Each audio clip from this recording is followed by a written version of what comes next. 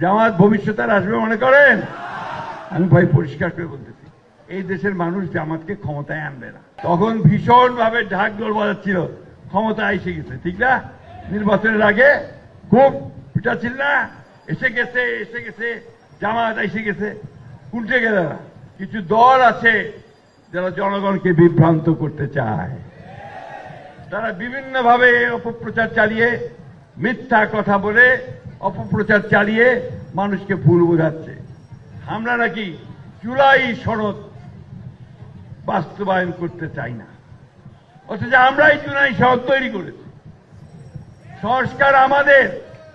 আমরা শহীদ প্রেসিডেন্ট জিয়াউর রহমান তিনি একদলীয় শাসন ব্যবস্থা থেকে বহুদলীয় গণতন্ত্রে নিয়ে এসেছিলেন।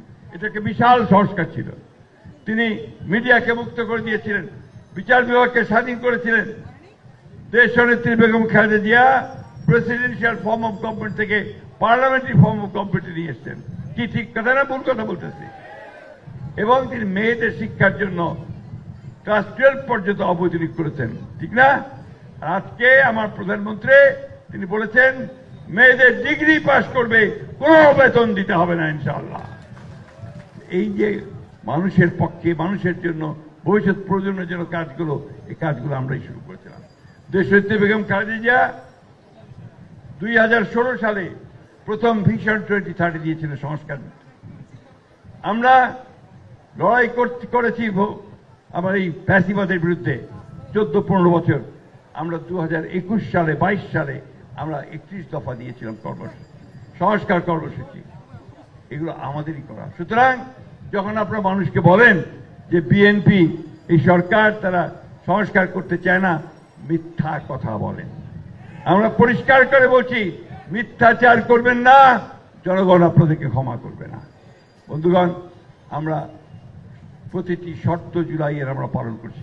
আমরা তখনই বলেছিলাম যে বিষয়গুলো সম্ভব নয়, তা আমরা তখনই বলেছিলাম, নোট অফ ডিসেন্ট দিয়েছিলাম আমরা।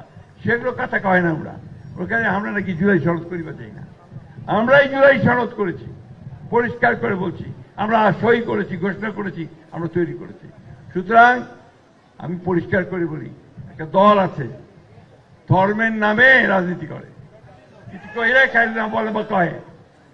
নামটা জানেন তো দলটার? কয়েন থেকে কি দলটার নাম কি? জোরে কইবা হবে। হ্যাঁ, খুব সুন্দর সুন্দর কথা বলবে, মিঠা মিঠা কথা, আর ধর্মের কথা বলবে, আর মিথ্যা কথা বলবে। এই করে রাজনীতি হবে না। জনগণের ভালোবাসা পেতে হলে সত্য কথা বলে জনগণকে ভালোবেসে এগোতে হবে।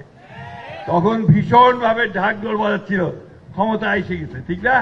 নির্বাচনের আগে খুব পিটাচ্ছিল না, এসে গেছে জামাত এসে গেছে। উল্টে গেল না। মানুষ ভোট দিছে কেন? কাটা করেন না কেন ভাই? হ্যালো, আসলে জামাত আসবে? জামাত ভবিষ্যতে আর আসবে মনে করেন? আমি ভাই পরিষ্কার করে বলতেছি, এই দেশের মানুষ জামাতকে ক্ষমতায় আনবে না।